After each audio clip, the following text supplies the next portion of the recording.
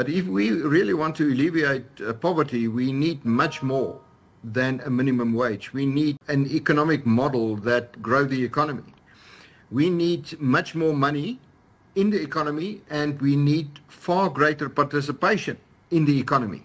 South Africa has had a national minimum wage since 2019, and the latest hike to 30 Rand 23 cents per hour is part of an ongoing policy debate about fair pay versus employment access. Critics warn wage floors could price out low-skilled workers in a market where unemployment, especially youth unemployment, remains one of the gravest economic challenges. Meanwhile, unions view minimum wages and adjustments from time to time as vital in a country with persistently one of the highest inequality rates in the world. Joining us now for this debate is Matthew Parks, a parliamentary coordinator at the Congress of South African Trade Unions, also known as COSATU, and Gerhard Papenfus, the CEO of the National Employers Association of South Africa, also known as NEASA. Gentlemen, thank you to you both for making the time to speak to us this afternoon. Matthew, I'm going to start with you, but of course there's a question to the both of you.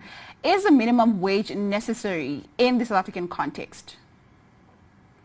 Yes, it is, because if we simply left things to the market economy, as we did for the first 30 years, 25 years of democracy, things won't change. 10 years ago, before the minimum wage started, we had farm and domestic workers getting paid as little as 6 Rand an hour, not even enough to buy half a loaf of bread at that stage.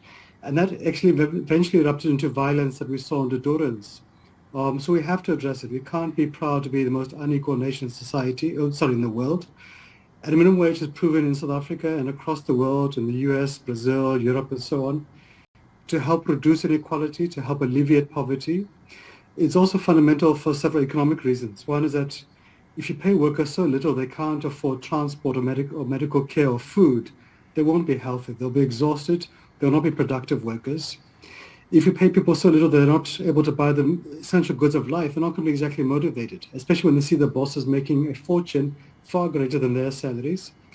And also we have to also recognize that the economy produces goods, shoes, clothes, food, furniture, cars, etc.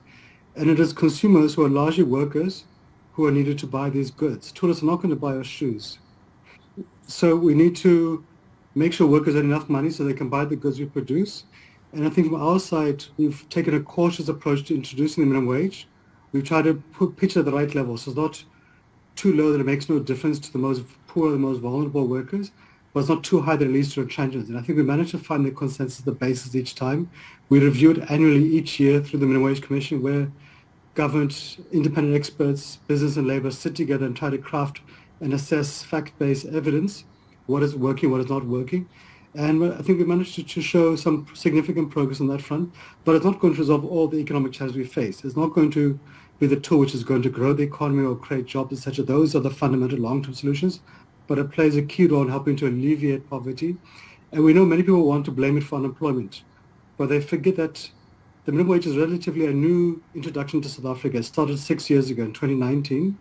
Okay. We've had unemployment at very high levels long before it started, but it's a useful tool in trying to addressing our issues. And Gerhard, let me just come to you. Is a minimum wage a necessity in an economy like ours? You know, it's more complex than just saying yes or no, because of course there's some workers that earn a bit more because there is now a minimum wage. But if we really want to alleviate poverty, we need much more than a minimum wage. We need an economic model that grows the economy. We need much more money in the economy, and we need far greater participation in the economy. Especially, I mean, how much can you do with that 5,000 Rand? You get to work first, there's transport costs. Then you must look after yourself. You must feed yourself, clothe yourself. And then the family around you most probably sit without work. So you must share that money with the others. What we need is much more participation in the economy. Now, the question I'm asking is this, the minimum wage isn't that much of a problem to employers. You get 3 types of employers.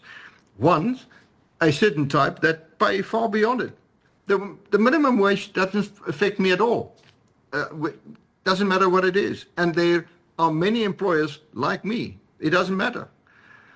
Then there are employers, and there are a few of them that's paying on that level, and they're battling with an increase. And then there are the employers many of them, thousands of them, in the more informal economy that cannot afford that, and they simply don't pay it. So it has an impact on a portion of employees. But here's the question. If an employee cannot find an employer to pay him that wage, where does he go to?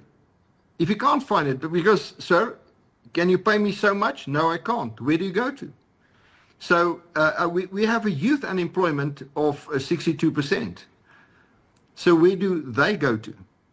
There are not sufficient enough employers that can afford to pay them that wage. In a healthy economy, that is paid easily. And the free market means, and you cannot escape the barriers of the free market. And if an employer can't pay it, he can't pay it. You can't force him to pay it. I say employers compete with each other on the basis of good employees. If you want a good employee, you pay him well, and that keeps him out of the hands of your competitor. That's how the private sector competes. Okay. Then I suppose the subsequent question then is, should we leave the market to provide the answer? We need, and I come back, I am not arguing for the abuse of workers. Not in the least. But what people do not understand of employers and entrepreneurs, one of the joys of being the boss of a company, the leader, the entrepreneur, is the paying of wages. That is a joy. People think we want to pay small wages. Nobody, if you want a good business, a prospering business, you've got to pay workers well, if you can. And so, we don't want to pay minimum wages. We want to pay far beyond minimum wages, but sometimes it is just not possible. And when that's not possible, a minimum wage becomes an hindrance. Okay. Matthew, let me just bring you into this discussion. Many economists would argue that in South Africa's low productivity context, wage floors can outprice inexperienced workers, especially young workers. How do you think we should balance the need for fair pay and decent pay with the need to open up more opportunities? Yeah. So look, at paying people a pittance, peanuts or slave wage was a sound economic model. We would have achieved full employment long ago. We would have achieved full employment under apartheid, would have achieved full employment for the last 25 years. And the fact is we haven't, not because of, and Gerhard is right, not because of minimum wage, but because of much deeper structural issues. The issue of affordable and available electricity, access to water, paved roads, safety and security, crime and corruption, access to a skilled workforce, the efficient freight rail, ports, efficient passenger rail, all of those network environmental issues, those are what help to unlock an economy. We don't think most employers are disturbed or bothered by paying workers a minimum wage, as Gerhard says, or by all the other labor laws, the right to maternity leave, to paid overtime, to health and safety, etc. But yes, there are some employers who do behave like thugs, a minority of them, and hence you do have to have labor laws like a minimum wage to say, here's the absolute minimum conditions any worker should be entitled to. Obviously, as Gerhard says, we want to actually see employers exceeding those targets. And we have seen many employers, like a Woolworths, for example, the retail sector, saying actually they want to exceed the target by a quarter to compete and to attract workers. But you do have to have in any society, on any issue, laws which say this is the minimum acceptable level and we must move beyond that. But to grow the economy, it's about electricity, it's about rail, it's about crime, it's about roads, it's about skills. Minimum wage isn't going to solve that, but a minimum wage is an important poverty alleviation tool. It does help provide a positive stimulus into the economy. It does help to ensure workers have enough to buy food and transport, etc. And Gerhard is right, it's not enough. It's not a living wage. A living wage is something we must strive towards. And most research indicates a living wage is about just over almost double the minimum wage, about 9,500, give or take. Even that still is poverty, to be honest. But we have to have some levels which we say we can't go below this. We've got to see how do we, in the meantime, address the fundamental issues of growing the economy and creating more jobs as well. Yeah, I think we can all agree that the root problem here that we need to be tackling is unemployment and subsequently poverty alleviation. And we do know that South Africa's unemployment crisis, in fact, is quite structural. I mean, we have to contend with skills mismatch, there's weak investments, there's low growth. Just beyond wage floors, and still sticking with you, Matthew, what policy recommendations then are you making together with businesses and government to create long-term employment pathways? I think maybe say two sets of things. One is what's the responsibility of the state? Well, that's ensuring that we provide the infrastructure for the economy to take off. So affordable electricity, efficient freight and passenger rail and ports, paved roads, access to water sanitation, overhauling the skills and training regime, but also dealing with the issues of crime and corruption, because you're not going to attract investment, domestic or foreign, if we're seen to be a lawless, violent society.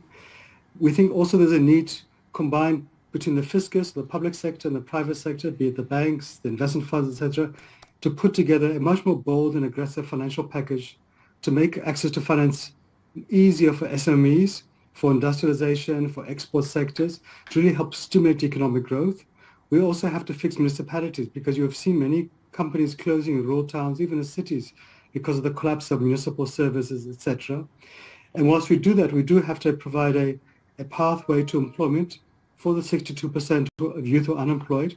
We think the two key pillars to that issue, besides overhauling the skills and education training regimes, is to expand public employment programs, is to revive artisanship, internship programs in the public and in the private sector, and also to see how can we help young potential entrepreneurs access state support as well, private sector support too, to also enter the economy, because we can't expect everybody to be an employee. We also need to create the next generation of entrepreneurs who themselves are going to help address the unemployment crisis. Yeah. And Gerhard, let me just come to you as a final point. What labor policy mix are you suggesting here? Well, before I get to the labor policies, let me just say that, I see the inscription on the screen, the COSATU and Matthew and I divided about the issues. We haven't differed from each other so far, Matthew, because all the issues you've raised are the stuff that will make things work. And we are absolutely on the same page. Proper government, fix the infrastructure, sort out crime and corruption. We are there is so much tax money flowing towards government. It's the manner in which they spend that tax money, the abuse that's taking place, that is seriously discouraging. Now, in terms of labor law, it lies on various levels. I'm going to just raise three things that's making it difficult. It's difficult when you employ a person. The laws governing dismissal is putting a damper on employment, because once you employ a person, it's quite difficult to get rid of him.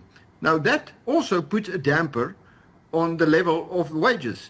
If I can say to somebody, you can work for me, I'll pay you 10,000 rand, but I want to tell you tomorrow you want to leave me. I want you to leave my employment. I'll dismiss you. Now, people say that's open for abuse. No employer dismiss a good employee. The second thing is make it easier to dismiss. That will increase wages, because you must accommodate the cost of dismissal in the wage when you employ, and it is a battle to get rid of a poor employee. The measures that you need to follow, it is time consuming, so make it easier, especially in the first year. The second thing is BE is really putting a damper on employment. That is destroying our economy. A businessman doesn't go into business. You don't start a business for the government to tell you who you must get in as a partner. And secondly, you do not go into business by somebody telling you who you must employ. These are three things that is putting a damper on employment. And these are things that, unless the South African government seriously look at this, we will not stimulate employment in South Africa. Yeah. This is definitely a conversation that is worth a revisit, and there's just so much to unpack, but unfortunately we've run out of time, so we're going to have to park it there just for now. Gentlemen, thank you so much for making the time to speak to us this afternoon. And that was Matthew Parks, the Parliamentary Coordinator, COSATU, and Gerhard Papenfus, CEO at NEASA.